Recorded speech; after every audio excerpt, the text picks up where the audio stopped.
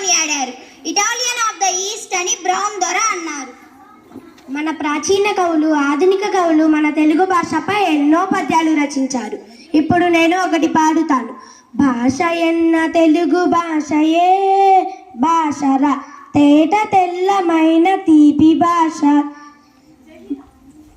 ఊట బావిలోని ఉదకంబు రీతిరా, స్వచ్ఛమైన భాష స్వర్ణ భాష. ఎంత చక్కగా చెప్పావు సుధా. అందుకే మన తెలుగు తేనె కన్నా తీయనైన భాష అని అన్నారు. ప్రపంచ భాషల్లో అత్యధిక అక్షరమాల కలిగిన భాష మరియు 4000 ఏళ్ల నాటి నుంచి ప్రాచీనమైన భాష మన తెలుగు భాష. తెలుగు భాషా దినోత్సవం అంటే గుర్తుకు వచ్చింది. దీనిని ఎందుకు జరుపుకుంటామో తెలుసా? తెలుసు సుధా. గిడుగు రామ్మూర్తి పంతులు గారి జన్మదినం సందర్భంగా మనం ప్రతి సంవత్సరం ఆగస్టు 29వ తేదీన తెలుగు భాషా దినోత్సవంగా జరుపుకుంటాం. అవును, మరి ఆయన జన్మదినం రోజునే ఎందుకు జరుపుకుంటామో తెలుసా? తెలుసు. పూర్వం విశ్వవిద్యాలయాల్లోని భాష, పాఠ్య పుస్తకంలోని భాష గ్రాంధిక భాష. అది అందరికీ అర్థమయ్యే విధంగా లేదు, పండితులకు మాత్రమే అర్థమయ్యేది.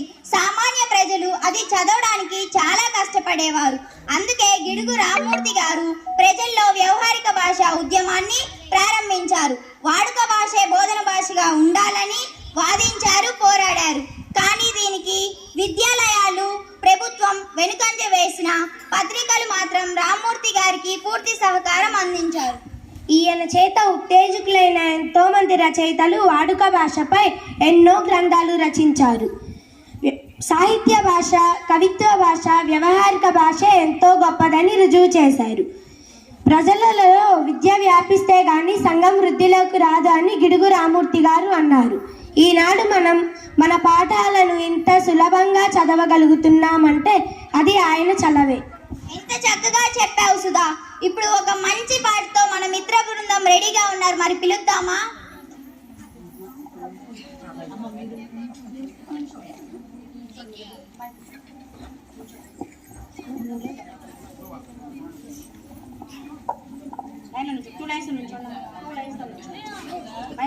పెట్టుకుంటారు.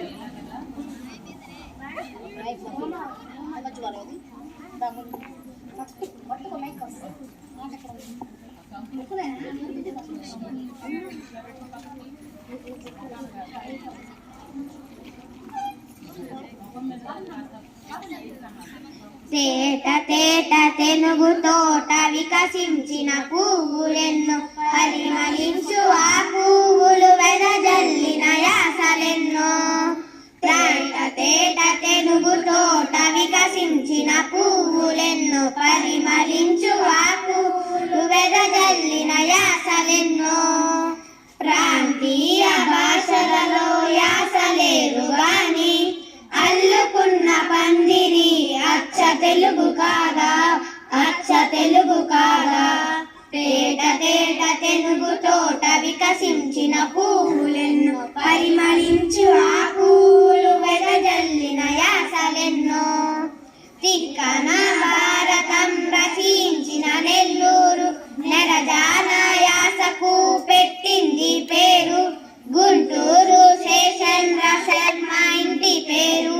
విజ్ఞాన శాస్త్రాలను అచ్చు వేసే గుంటూరు. దేశ భాషలందు లెస్స తెలుగు భాష హైలెస్సని, ఆ సింహాచలంలో దేవుని సన్నిధిలో ముక్తి మంగళ రాసిన రాయలు, రాసిన రాయలు, రాసిన రాయలు. తేట తేట తెనుగు తోట వికసించిన పువ్వులెన్నో, పరిమళించు ఆ పువ్వులు వెదజల్లిన యాసలెన్నో. తేట తేట తెనుగు తోట వికసించిన పువ్వులెన్నో, పరిమళించు ఆ పువ్వులు వెదజల్లిన యాసలెన్నో. నన్నయ్య భారతం తెలుగుకే శ్రీకారం, ఆవరమిచ్చింది రాజమహేంద్రవరం. విశాఖ జిల్లాలో మహాకవి శ్రీ శ్రీ మహాప్రస్థానంతో చూపే మరో ప్రపంచం. పులిపండ అప్పల స్వామి ఉత్తమ కథలే రాసి ఉత్తరాంధ్ర శ్రీకాకుళమే చైతన్యం చేసెను కదా, చేసెను కదా, చేసెను కదా. తేట తేట తెనుగు తోట వికసించిన పువ్వులెన్నో, పరిమళించు ఆ పువ్వులు వెదజల్లిన తెనుగు తోట వికసించిన పువ్వులెన్నో పరిమళించు ఆ పువ్వులు వెదజల్లిన యాసలెన్నో.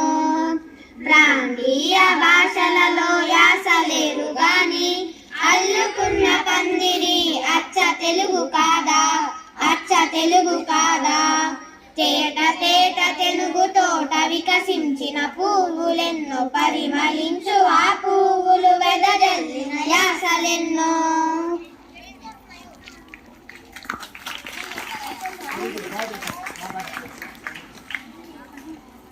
చాలా బాగా పాడారు కదా. ఇలాంటి కార్యక్రమాలు